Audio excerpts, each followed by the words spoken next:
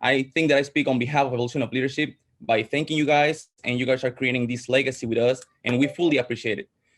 I want to remind you guys that let's keep our microphone off as long as we can for the respect of the speaker. We're gonna have a Q&A session just at the end of our session, in which I encourage you guys to turn your mics on, your cameras on, and engage with us. As many questions as you can, just do it. Don't be shy. Keep your cameras on as possible. Do the respect of the speaker as well. So for tonight's event, we're gonna have the president and founder of Automation Strategy. He's a leader that helps other leaders for a positive organizational change. He has many years of experience in this environment. They help, his automation strategy consultant, they help small and medium-sized financial services and companies to improve operational efficiency. He has the years of experience, and ladies and gentlemen, I'm so glad and happy to introduce Mr. Charles Dent. Mr. Charles, thank you so much to be part of us. Not all every day, a high level profile speaker as you give us, your time of your, really busy agenda to be part of us. We fully appreciate it. Thank you so much. You're welcome. You're welcome. Well, it's nice to be here, and I am so happy to have just an opportunity to share. I hope you guys get something out of this today. I was thinking early on that, I was having a bad hair day, but then I said, I don't have hair anyway. But it's okay, because what that tells you some things you don't know about people. I say I have a bad hair day, but you don't know I'm bald, but you don't know if I could grow hair or if I lost all my hair, right? Well, the reality is I can grow hair. I just can't grow all the hair I used to grow. So so I shave it all off. But it's okay, because it is a reality that we don't know everyone's backgrounds, so we don't know everyone's futures. And a lot of times we don't even have a clear idea of what our own future may be. So as we talk about today, just want to give you a little bit about myself, and then we'll get into the topic. When I was growing up, I was poor, like a lot of people are. And the interesting thing about that is that I don't even think I realized that I was poor. We were on government assistance, so we received free food, basically. It was called commodities, and we would get free food, and it was just food to me. I didn't realize that it was government assistance at that time. And not only that, but just the reality is just everyone in our neighborhood were pretty much in the same boat. So we all lived at the same level, and so it was nothing odd to me as I was growing up. But I did know as I got older that there was something different. That we lived in a different part of town, and not everything was as it was in other parts of the town. And I grew up in a little small town, by the way, in Texas, in Central Texas. And so it became interesting to me. I started to recognize that we were a little different. But with that said, pretty much accepted my childhood, the way I grew up. For the most part, it was good. It was nothing that was really bad about it, because we had a level of perspective that we just accepted the way things were. Well, in first grade, after I finished first grade, my teacher, and this was in a town where there was not very many people of color, and when I was in first grade, there might have been 2 or 3 people of color. There was more people of color, but in terms of African Americans, 2 or 3. And that was the case all through my high school years. But in my first grade, I remember this to this day. My teacher wrote on my report card at the end of the year that essentially I would not amount to anything. So I wouldn't be anything. I wouldn't get a higher education or anything like that. So I'm paraphrasing what she said, but that's the way I took it, that I would not amount to anything. So that stuck with me. But for me, it didn't matter that I was poor. It didn't matter that I didn't have much. It didn't matter that even my parents didn't have much of an education themselves. My dad had a 10th grade education. My mom had an 8th grade education. So not a lot of advanced education.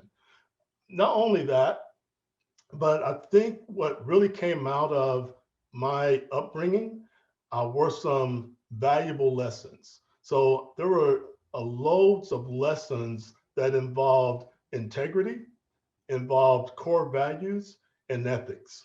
And that's what we're going to talk about today. And so this is based on not just myself, but really just on science. You can say it's based on science, but I will use myself as an example in how that integrity, core values, and ethics really have shaped who I am. So, what were the key lessons I learned from my childhood? It really is about treating others fairly. It was also about not thinking of myself as better than anyone else and helping someone else meet a need. You know, people have needs and learning how to help them meet their needs. And then putting others or someone else's needs above my own. So that requires sacrifice. So those were some key lessons I learned as I was growing up. And then as I became older and more mature, I added to those things. So first of all, from an integrity standpoint, when I was in 8th grade, I was buying little small airline size bottles of liquor from the local bootlegger who was also in the 8th grade, which was kind of funny. You think about it now. I had a bootlegger who was in the 8th grade. He was bootlegging liquor. And the little town I grew up in was dry. In other words, they could not sell liquor in that town. And here was this guy who he was taking his dad's airline liquor bottles. His dad traveled and brought these little liquor bottles home, and he would bring them to school and sell them. Well, the funny thing about that is that his locker where he sold the liquor was right in front of the principal's office. And one day he opened his locker and all of his bottles of liquor fell out. And the principal walked out of the office at the same time. And lo and behold, he's busted. Well, not only were the liquor bottles in the locker, but also his list of clients,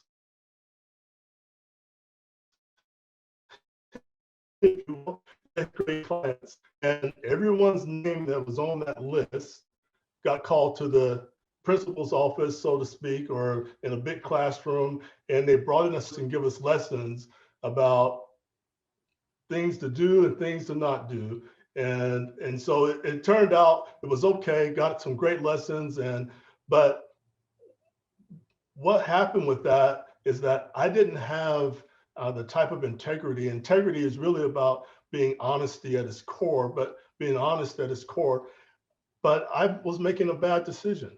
It was not a good decision. So hopefully you guys take notes on a few things that I say that really are items that will help you in life, and as a leader, in your businesses, in your companies, in your home, as a dad, as a husband. But let your integrity guide your decisions. So make a note of that. Let your integrity guide your decisions.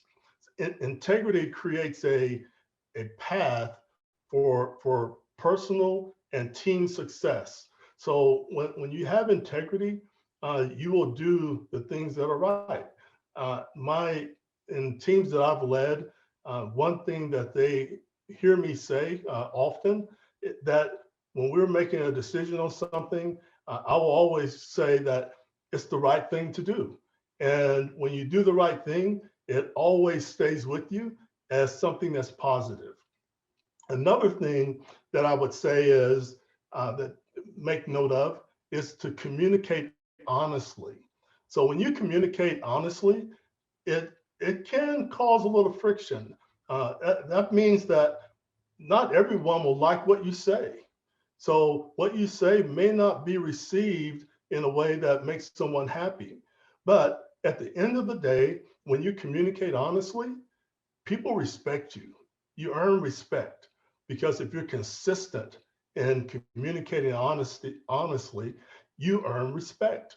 But let me say this: always communicate honestly. But uh, if your girl is 6 to 7 months pregnant and she's trying on a new outfit and she says, "How do I look?" Don't say, "Girl, that outfit is not working," because don't do that, because you're going to be in all kinds of trouble. So don't tell her that Charles Dent said always communicate honestly, but there's always a way to communicate fairly. So don't say that Charles Dent said communicate honestly if you're going to tell your girl something that you shouldn't tell her. So, but anyway, um, that's a different type of guidance. That's a different type of category for another topic. Regardless, when you are looking for uh, having a creating a good name for yourself, communicating honestly really takes you down that path. So one other thing I'll say about integrity is don't be fooled by the success of others who don't operate with integrity. They may it may look good on the surface. Their success may look good. They may even have temporary success, but in the long run, it becomes a problem. So don't be fooled by others who don't have integrity that they're making all the headway, they're having all the success, because that is fleeting. That will end. So I had a supervisor. My very first job, I was blessed to work as a professional starting at 18, and I worked in information technology at a bank, and we had 3 shifts. I worked on second shift, and one of the supervisors from first shift, he met me in the parking lot one day or in the garage as I was coming into work, and he was telling me that your supervisor is not at work again today because she would miss a lot of work, and I would end up leading. But he came out. He was encouraging me to go to my boss's boss and tell him that I need to lead that group, that I need to be the supervisor. And he pumped me up, and I was young and not very smart about it. I was young and stupid, basically. But he pumped me up so much. As soon as I got into the building, I went straight to my boss's boss and said, "I need to be the supervisor." And I rambled off a bunch of stuff, and he just stared at me, didn't say a whole lot, but basically said, "You need to be quiet and go and do your job because you're not getting that supervisor's job." Well, it was the wrong approach, but not only that, we just shouldn't listen to just anyone. We should listen to good advice. And even though I had befriended this guy, he thought he was giving me good advice, but it wasn't good advice. So it matters. Write this down. It matters who we roll with. So it just absolutely matters who we roll with. And why is that? Because one of us, if I have integrity, the other guy doesn't, the other person doesn't, one of us will rub off on the other. And someone will always rub off on the other person. So one of us will be a greater influence than the other. So, and you want to be the one with integrity that has the greater influence, but it does matter who we roll with. So my suggestion is don't accept bad advice. I mean, it's interesting to know that someone may be giving you advice, but it's also better to understand if that advice is good or not. And if it rubs you the wrong way, if it goes against your values, then you know it's not good advice. When we think about advice and integrity, there are other things that fall into that as well, like don't accept bribes. Don't compromise your integrity. Your word should be your bond.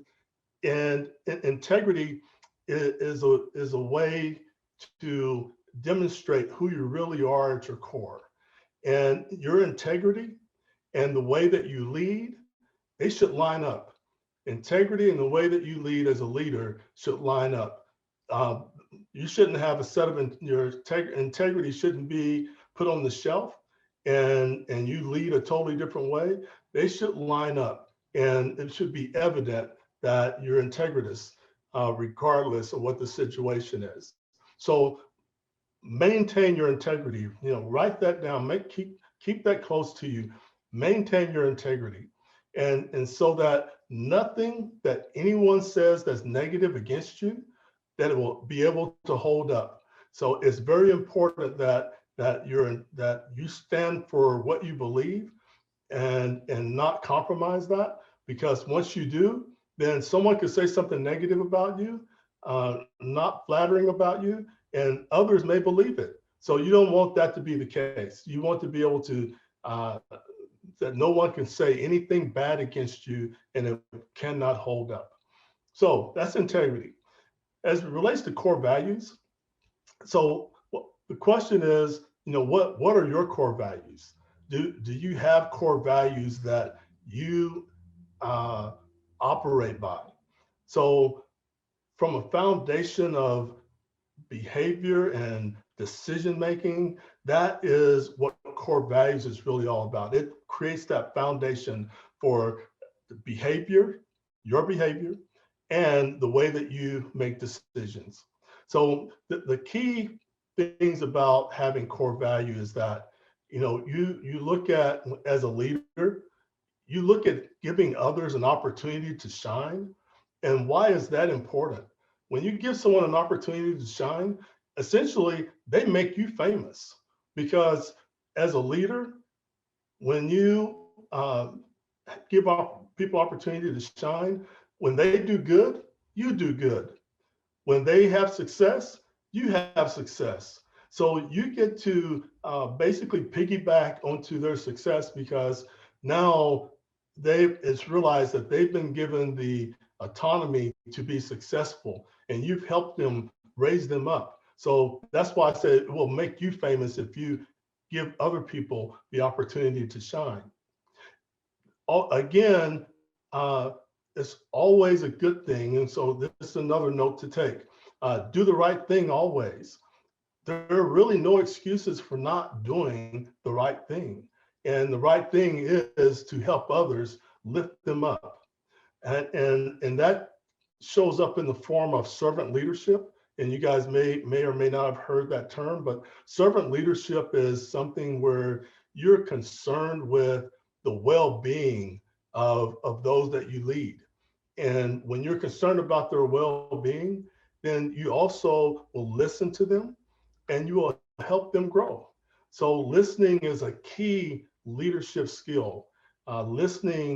Active listening will help you help others understand where they are, what they're dealing with, what their struggles are, and help them work through those struggles, help them work through the problems that they have. That's what good leaders do. It's really a concept. It's really a biblical concept. Really, is based on iron sharpening iron, where there is a little bit of friction, because iron, to sharpen iron with iron is a lot of friction, but allow that to shape you, allow that to shape others, because even though there could be a little conflict with that, which relates back to honest communication, is that you can't allow yourself to be offended or to have hurt feelings, and you need to help others understand that it's not about offending them, it's not about hurting their feelings, it's about helping them grow. So honest communication helps people grow. And I was told once by a high-level executive at a large company I worked for. I was basically complaining about some feedback that I received, and he told me this, that good advice is a gift. In other words, feedback is a gift. Whether or not we like it, we may not like it, but it is a gift. When we get feedback, it's a gift that we now have something to process that will make us, we have a choice. We can accept it or reject it, but it still needs to make us think. And so another thing to write down is to focus on solutions to problems and not make people the problem. So, so what does that mean? So a lot of times when in business and the work environment, when a problem comes up, a lot of times the focus is on the person or group of people, and it shouldn't be. It should be on the root cause of the problem. And that's what real leaders do. They focus on the problem and not the people. And once that the root cause of that problem is determined, then they can help, then you can coach the people and help them understand how to work through those problems. So focus on solutions to the problems and not the people that are involved in the problems. Another note that you should take is to be humble and curious. Um, Being humble and curious is something that says, I don't know it all, but I will embrace learning. I don't know everything and no one does. So, but I am willing to embrace learning. I'm willing to embrace learning something new. And so what that involves is being intellectually curious. And intellectual curiosity is something that says I'm adventurous, I'm creative, I'm willing to learn. And when I interview someone for a job, one thing I'm looking for out of all the questions that I may ask, the one thing I'm looking for, and it may be the number one thing, is intellectual curiosity.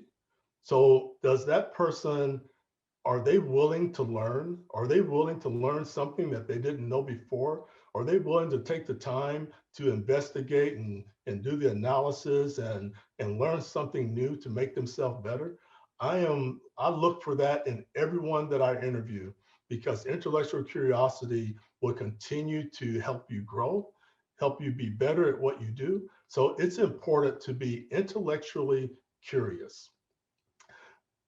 Another thing that, and the last one I'll say on core values that is part of my family and something that we say and that we do, we use the term better than before. And what does that mean? That means that we have determined in everything that we do, everything that we purchase, everything that we own, that we'll make it better than what we found it.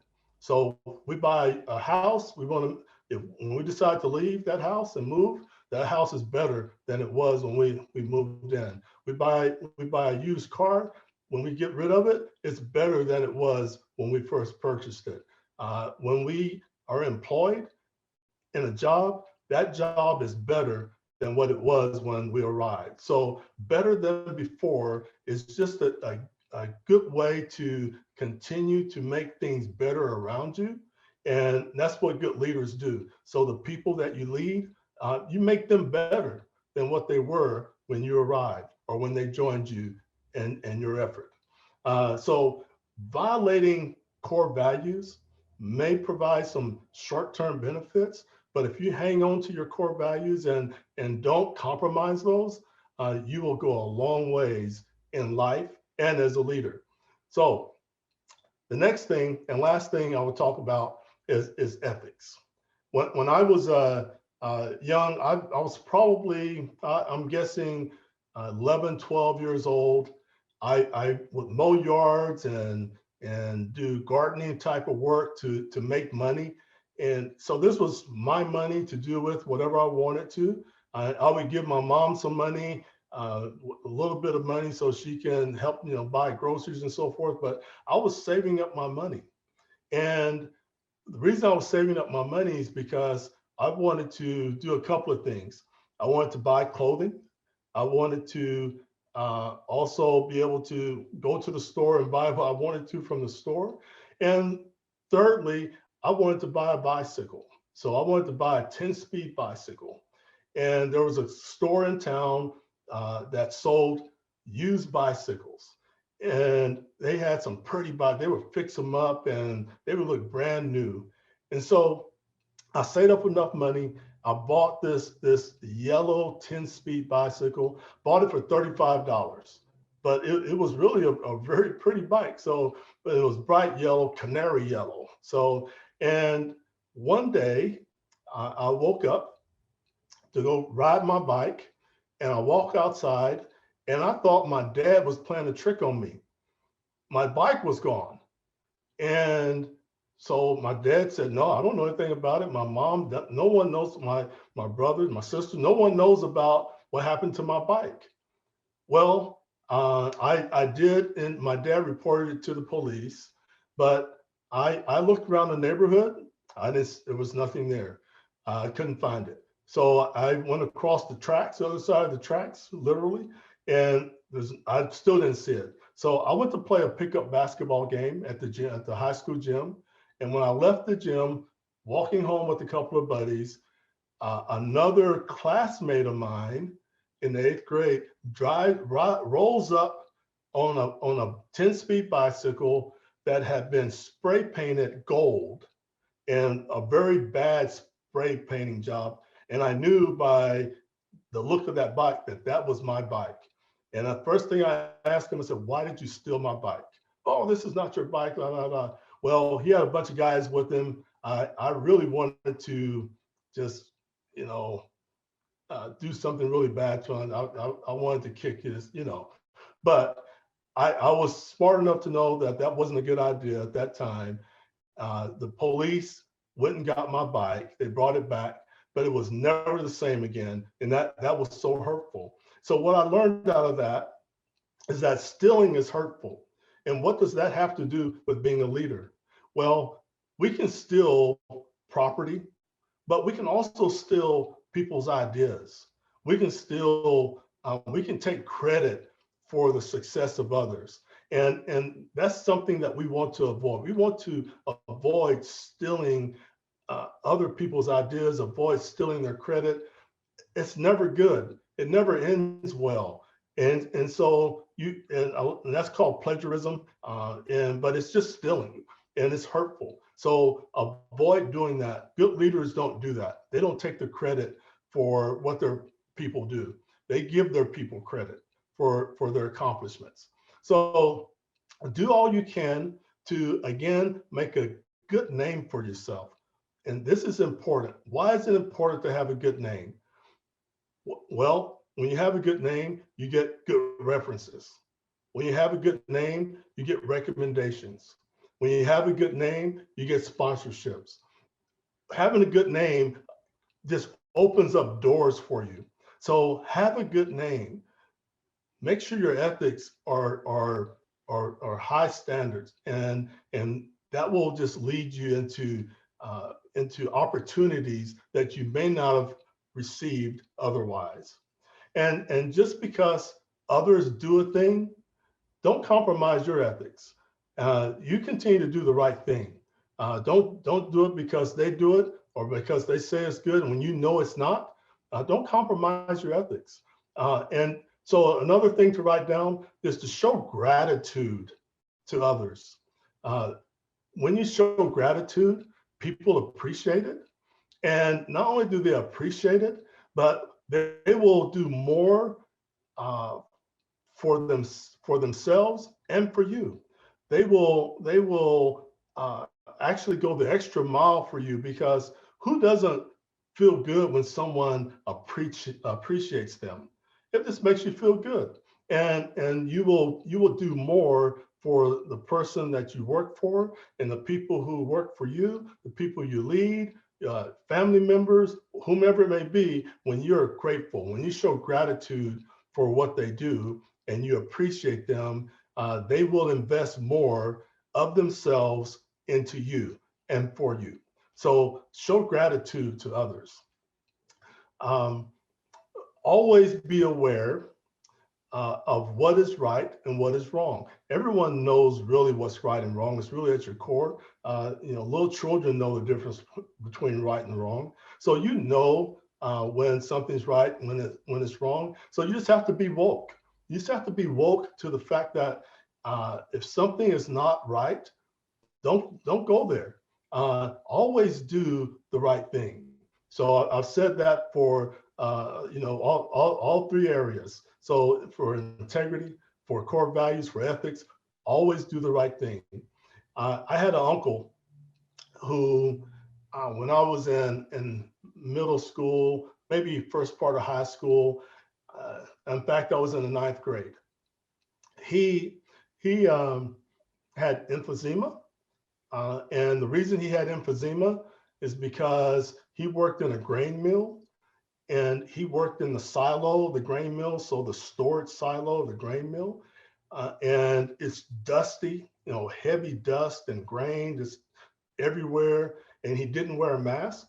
So he was just sucking in all this grain, and he worked there for years.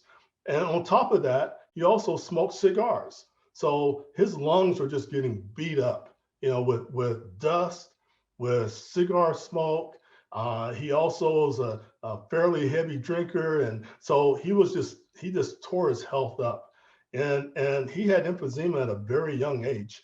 And I would drive him around. I would take him to, he was a veteran from the military, and I would drive him to the VA hospital a couple of towns over. The number one thing that he would always say to me is, "Don't be like me." And first I was like, what are you talking about? He was saying essentially to make good decisions. We always know, again, what good decisions are. We really know if we're making a bad decision. But he was saying, make good decisions about what you do in life. Make good decisions about how you treat others.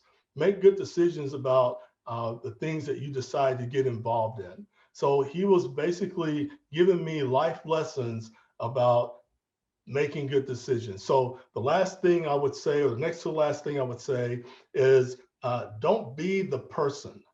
Don't be that person that when you've gone through your career as a leader, when you've gone through life, at the end of life, you telling others, don't be like me. You want others to see you, and you want them to say, I want to be like you because of what you stand for, because of who you are. Then that is that's leading with principles.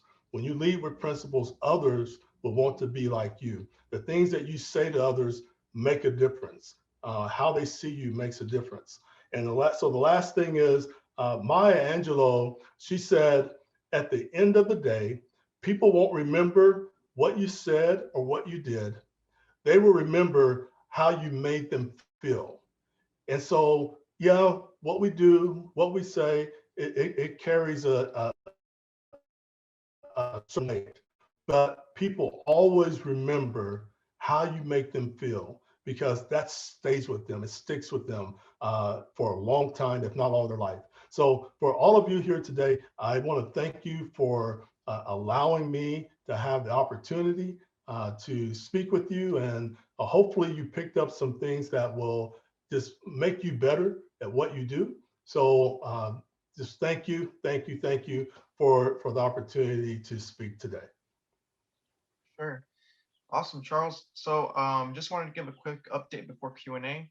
And like Charles was saying, I just want to give credit to the president of the Cal State University Dominguez Hills chapter of EOL, Giselle, for doing a great job at leading in that chapter there. And just give credit to Angel, Roman, and Emmanuel, who've been expanding the chapters to other CSUs and other UCs. They're currently working on that, and it's very exciting. So again, if you guys are watching, thank you. And now we will have our Q&A session where you guys get to ask Charles anything that's on your minds. Don't all come at once.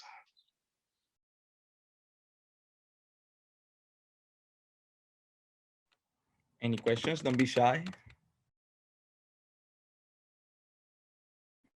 No questions for the moment. Well, I have one, and hopefully my question is not going to be the last one. So, Mr. Dents, I just wanted to ask, do you, well, by the way, I forget that you're from Texas. I'm from San Antonio, the Riverwalk. So amazing. Yeah, I love San Antonio. Yeah. It is wonderful. I know.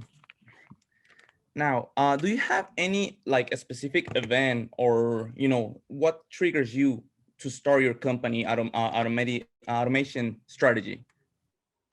Well, probably a number of things, but one of the things is that I saw an opportunity to help companies be better at automation. So what automation? So digital transformation. You guys probably heard of that. And so a lot of companies will start digital transformation efforts and they don't really plan. They just kind of jump in and just start doing digital transformation because it's easy to get started, but it's difficult to maintain. And so what I do in my company is that we help companies maintain a long-term view or a long-term strategy for their transformation efforts. And what that means is that, say, for example, they have a contact center and they have 500 people in that contact center, like a customer service center. They're just on the phone all the time. They're on their keyboard or computer, and they're doing a lot of repetitive tasks. They do the same task over and over and over again. Well, from a digital transformation standpoint, automation standpoint, we help them understand what can be automated so that those particular employees no longer have to do those manual tasks over and over again. So they can focus more on their customer, focus more on the person that's on the phone versus having to figure out how to do all these little manual keystrokes. So that's what we do. We help them understand how to do that, then how to scale it. So if they do it for one person, how do they do it for those 500 people? So that's what we do. That's amazing. That's wonderful. And now a little something a little more deep. Before all these, foundation and your company, when was the time or when was the call of action for you, to start your leadership path? When was the time that you said, I have to be a leader and I have to change these aspects of my life in order to do that? So that's kind of an interesting thing. When I mentioned to you guys, I grew up in a town that did not have a lot of African Americans. So there were two African Americans in my class in school. Growing up, little town, we all kind of went through all the classes together. And so by the time I was a senior, I was elected as the class president. And so that requires leadership, but I basically did zero leadership. And there was a lot of reasons behind that I won't go into, but I was not taught how to be a leader, but others saw me as a leader. And so they elected me to be a leader. And after that was done, after I got out of high school, and I mentioned the situation that happened to me when my first job, I realized that other people saw me as a leader, and I needed to figure out how to become a leader. So one of the things that I did is I start looking to other people to get advice, basically looking for mentors who could help me and help me understand how to lead. And so that was really the key to me learning leadership, is learning from others and asking for advice and willing to say, like I mentioned in my talk, I don't know it all. And so I need someone to help me, to bring me along so that I can be as an effective leader as possible. So amazing. That's so nice. Thank you so much. Thank you. You're welcome. Mr. Dents, how are you? What? Speaking of leaders, here's a leader right here. How you doing, Melvin? I'm doing fine, doing fine. I got a question for you. So change is constant. Change is always going to happen. How do we handle change within an organization? How do individuals handle change? What is your advice for handling change in an organization? You know, change is hard. Change is tough. And really, what I have discovered, the number one thing with change is communication. And when there's a lack of communication, there's a lack of clarity. Then everyone comes up with their own idea of what's going on around them. What the change is, why is there change? You know, Mhm. and we all take it personal, right? When change is happening, we don't know what's happening. We take it personal, and we say, you know, they're coming after me. You know, I've done something wrong. They're going to take my job.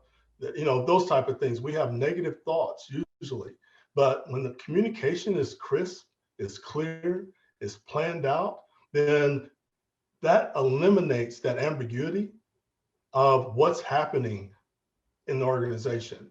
And once you eliminate the ambiguity, then it also eliminates the questions, because now you take the questions away because you're giving your people the information they need in order to understand what's going on around them. So I say number one thing is communication.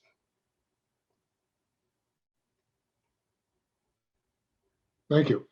Thank you for the question. Anyone else? I have a Remember, no question. questions are wrong. Hey, can you hear me? Yes. Hi. Right. So my name is Megan, and I'm Hi, in Megan. Colorado. Hey. I guess I was a little bit turned off by the statement about, don't tell your girlfriend how she really looks. And that's because I watched the Glorias last night, if you know Gloria Steinem. So I have a question about leadership. I was in a meeting last night about oil and gas. I sit on the board of the rural land use here in Fort Collins. We were talking about oil and gas regulations. And so my problem, having been a government and private industry official, is that sometimes when I lead with that strong, confident voice, I trigger men who are insecure, and it starts a little bit of a battle. And I read their energy. They'll breathe, they'll sigh, they'll start fooling around with something. They won't look at me. I need to know how to navigate that. And I don't know, I have strong faith. I have a belief in myself, my higher power. I stay sober. I do all the right things in life, but somehow being raised by a man in Andover, Mass, with all the privilege, and I've lived overseas where people thought, oh, American, you're so cool. You just immediately elevated. Right. So, but here, the reality, I just wondered, how do you navigate it, either as a minority, as a female, or as a person of color? If they don't open the door for you, or if you sense that tension, I need to know how to navigate that more successfully as a leader. What would you say? Yeah, so thank you for that, Megan, and I apologize if I offended you with that. I was just trying to make a joke, so I apologize for that. It didn't mean to be offensive whatsoever. So, but I would say, that's a topic that many companies, particularly in 2020, started trying to address. That is a topic that falls into diversity, equity, and inclusion. That we as an African American, that was a huge topic all year last year, but it parallels what women go through as well. And not having a voice at the table is, and you may be at the table, but you have people that are not listening because they don't, you may say something as a female and a male may then parrot the same thing and everyone listens to them, but they don't listen to you. You probably experienced that. So one of the things that you can do, and it's a tough thing because you have to balance it, you have to navigate it. You really have to call it out, and you have to be comfortable with calling it out. And it may not be the right time to call it out in the moment, but when the person that's in authority has ignored you, then maybe a private meeting and to mention what you're experiencing and to talk about what happened in the meeting. Sometimes it's okay to call it out in the meeting, depends on what the subject matter is and so forth. And I've seen this happen. I've seen it happen very effectively, where females have said, wait a minute, I just said that and you guys ignored me, et cetera, et cetera. Let's, and it kind of shifts the conversation, right? But it is one that it has to be addressed, and you have to, it's a matter of acting courageously in a sense that you're willing to confront. And confrontation is not always bad. It can be taken negatively, but it's always the approach, and confronting, that issue, because it is an issue, and it happens everywhere. I have one more just style question, because typically being raised by a man and having two older brothers, I would say sort of a sports thing, like, I have skin in the game, whatever phrase comes to mind. And I wonder, is that offensive these days? Should I try to find more of my female strength and let go of that I'm one of the boys? Because I don't really want to play that anymore. Yeah, so I would say it's that, be yourself. That's your language and the way you speak. Be yourself. But if that means that you are not saying the things that you would really like to say, I would say just go ahead and say the things you want to say, the things that are part of who you are at your core, and not really really fall to the level of someone else, but you just be yourself.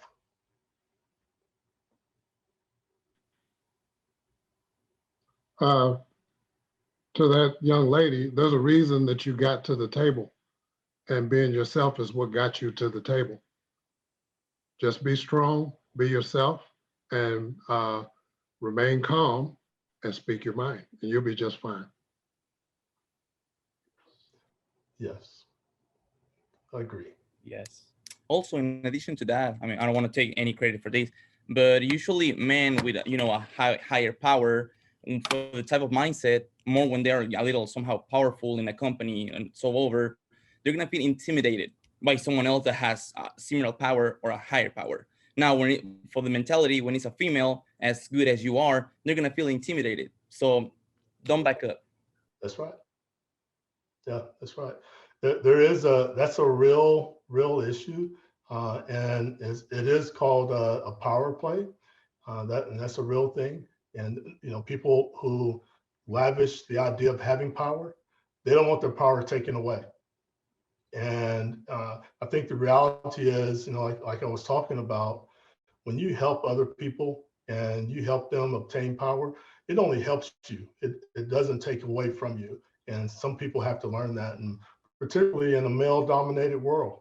I mean, it really is the reality is it's a male-dominated world, and so more and more females are starting to get a seat at the table, but they also need their voices heard. So be yourself, Megan, and wish you the very best.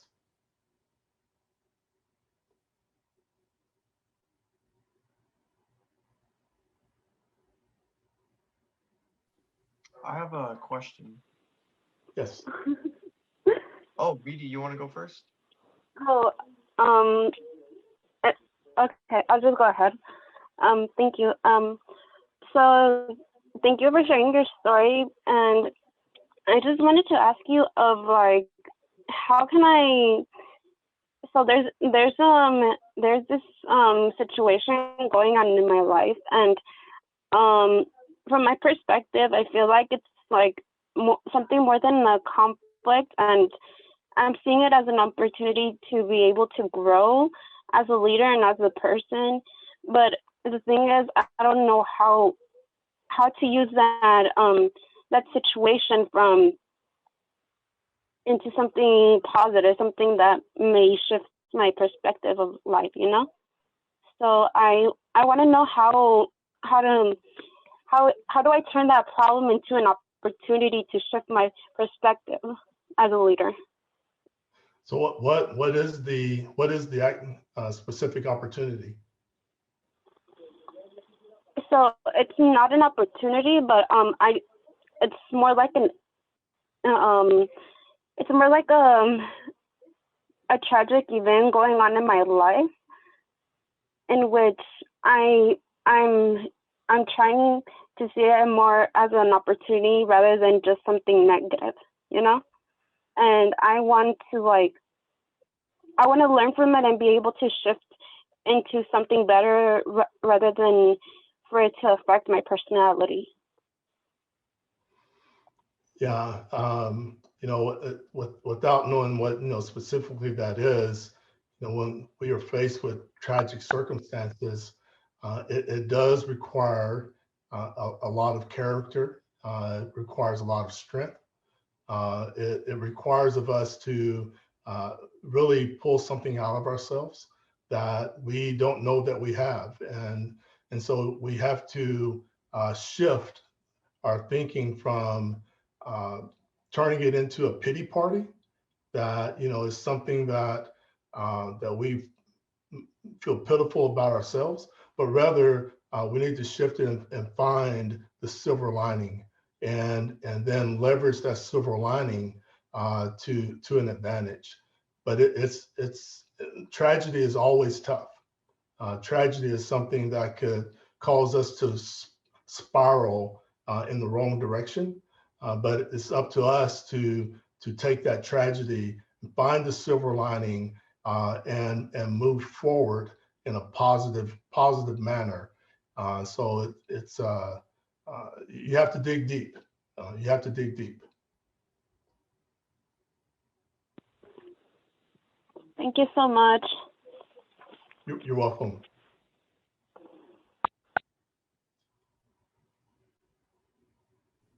Any other questions?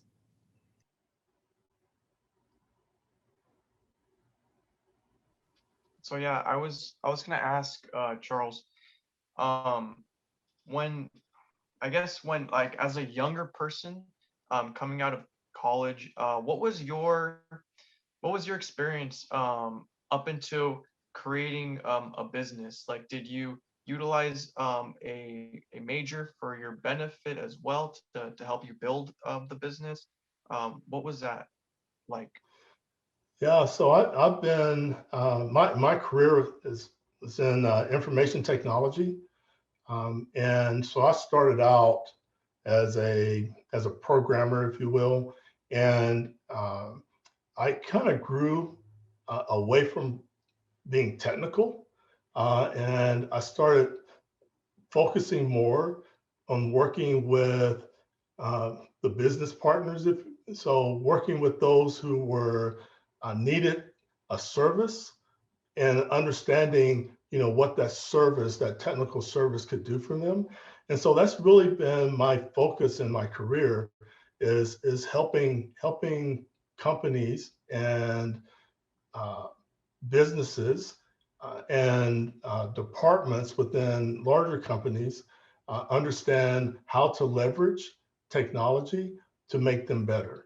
And so that's really been my drive. I wanted to be a technician to begin with, but I determined pretty early on that, you know, being a technician is fun, but once I've done it a few times, it's like, okay, that's not as fun anymore. And what I found to be more gratifying was to work with business people and help them solve business problems. So it kind of evolved from a technician to helping resolve business problems, and that's what I do in my company now, is resolve business problems. And just out of curiosity, through your business ventures, I don't know if this is a little strange to ask, but through what years did that start?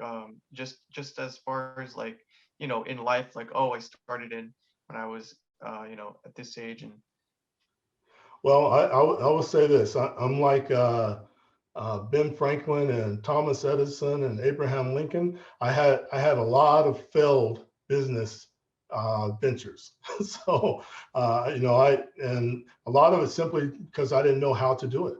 And so I started, I don't know, 20 years ago, trying to start businesses, but they all failed for one reason or another, primarily because I didn't know what I was doing. And I didn't get the right mentoring, the right guidance. It's somewhat easier today because we have the internet and you can find anything you need. But before the internet, it was like, you had to talk to people and you had to get mentoring and guidance from people. And I didn't know what I was doing. So I've started and stopped several businesses. And this particular business I've been running since 2019. And I continue to evolve and grow. And all the lessons from the failures before, I'm able to apply those and not make those same mistakes again. My dad used to always say, it's okay to make mistakes, but try not to make those same mistakes again. And that's what I'm doing this time around is avoiding making the same mistakes again.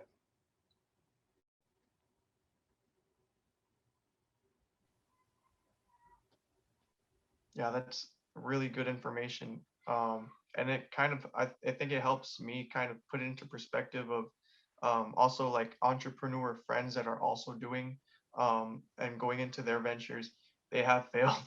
And Yeah. it's like, just the process, just like, I just seen one friend in particular, his name's Gabriel, and his mindset and his his ability to just keep going, it gets stronger all the time. It's his resilience, man. It's like, whoa. Yeah. It takes resilience for sure. Yeah. Because most people are not successful in their business ventures the first time around, nor the second, third, fourth time. But they keep going, they learn, and ultimately they have successful businesses.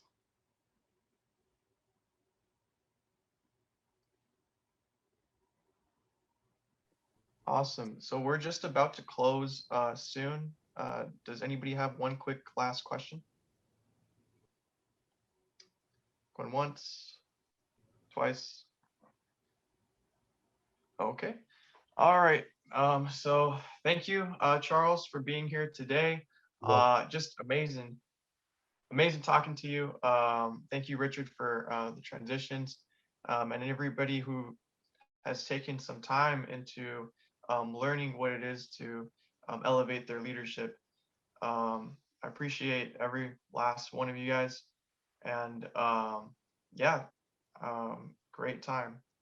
Charles, is there anything that you'd like to say last minute? Yeah, just again, just thank you guys a lot. You guys you're doing an awesome thing with the evolution of leadership, and it's again, it's the right thing to do, is to help people, young people, learn how to lead, and you're getting them information from all these speakers that you have, and so I think it's really good. I'm very pleased to have taken part. Awesome, awesome. And I'll definitely leave the information. I think you do have a LinkedIn, right, Charles? Yes, I do. Awesome. I'll have a LinkedIn in the description below. And yeah, have a good night, everybody. Take care. All right. Thank you guys very much. Thank you so much. See you next Thursday. Have a great one.